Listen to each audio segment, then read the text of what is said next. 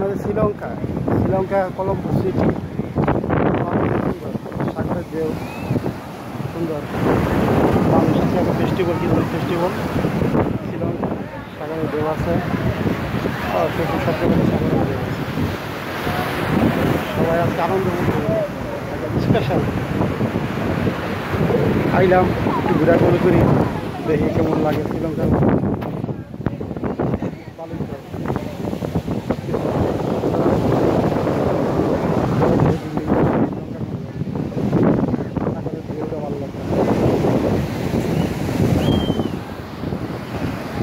বাংলাদেশের মধ্যে মেলা হয়েছে দেখা যায় দেশ সাথে করতে গেছে চলো সুন্দর সাগরের পার সবাই আজকে ছুটির দিন শ্রীলঙ্কা আজকে ছুটির দিন ভালোই অনেক মানুষ আজকে জায়গা পিছনে একটা শ্রীলঙ্কার বড় মল